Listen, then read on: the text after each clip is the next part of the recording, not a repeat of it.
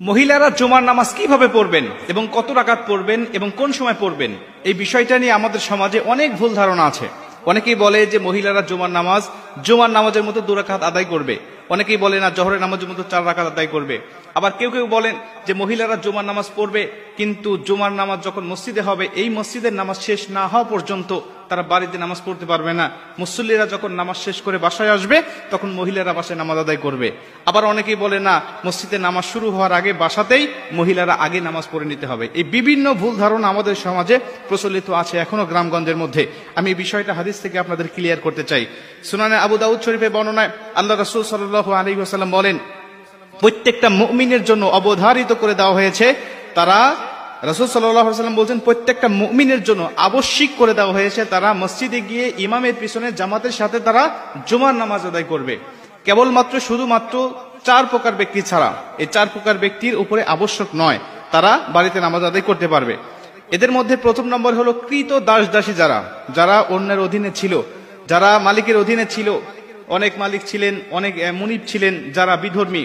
কৃত দাস দাসীদেরকে ছুটি দিত না নামাজ পড়ার জন্য, ধর্ম পালনের জন্য। আল্লাহ পাক তাদের উপরে আবশ্যক করেন নেই, তারা বাসায় নামাজ আদায় করলে হয়ে যাবে। 2 নম্বর হলো যারা নারী, এদেরকে বাসায় নামাজ পড়ার জন্য আল্লাহ রাসূল সাল্লাল্লাহু আলাইহি ওয়াসাল্লাম জুমার নামাজ পড়ার জন্য বলেছেন। 3 নম্বরে আল্লাহ রাসূল সাল্লাল্লাহু আলাইহি ওয়াসাল্লাম বলেন, যারা শিশু, ছোট্ট বাচ্চা, যাদের উপরে শরীয়তের হুকুম এখনো কায়েম হয়নি, তারাও বাড়িতে নামাজ আদায় করবে। 4 নম্বরে আল্লাহ রাসূল সাল্লাল্লাহু আলাইহি ওয়াসাল্লাম বলেন, যারা অসুস্থ ব্যক্তি এরাও মসজিদে যাবে না, তারা ইচ্ছা করলে বাড়িতে নামাজ আদায় করতে পারবে। বাড়িতে জুমার নামাজ আদায় করলে নামাজ হয়ে যাবে। তাহলে এই 4টি প্রকার মানুষের মধ্য থেকে আমরা জানতে পারলাম যে রাসূল সাল্লাল্লাহু আলাইহি ওয়াসাল্লাম বলেন যে যদি নারী বাসায় নামাজ আদায় করে তাদের জুমার নামাজ হয়ে যাবে। তবে এই বাসায় তারা নামাজটা কিভাবে আদায় করবে? যেহেতু একাকী নামাজ আদায় করতে হবে, অবশ্যই একাকী নামাজ যখন পড়বে সে জুমার নামাজ আদায় করবে না। সে 2 রাকাত নামাজ পড়লে নামাজ হবে না, তাকে 4 রাকাত জোহরের মতো করেই নামাজটা আদায় করতে হবে।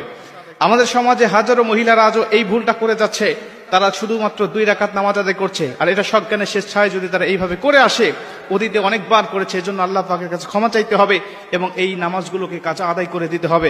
কেন? সে একাধিক সপ্তাহে সে জুমার নামাজ বা জোহরের নামাজটাকে সে ত্যাগ করেছে, সে 4 রাকাতের জায়গায় 2 রাকাত পড়েছে। এর জন্য অবশ্যই তাকে গুনাহগার হতে হবে যতক্ষণ না পর্যন্ত সে তওবা করে। এর সাথে সাথে যেহেতু অসুস্থ মানুষও বাসায় নামাজ আদায় করবে, অতএব অসুস্থ মানুষগুলো জুমার নামাজ তো আদায় করতে পারবে না। 2 রাকাত নামাজ আদায় করলে তাদের হবে না, অবশ্যই 4 রাকাত করে নামাজ আদায় করতে হবে।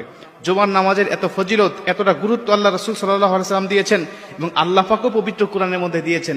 আপনারা জানেন 114টি সূরার মধ্যে আল্লাহ পাক জুমআ নামে একটা সূরাই নাজিল করে দিয়েছেন।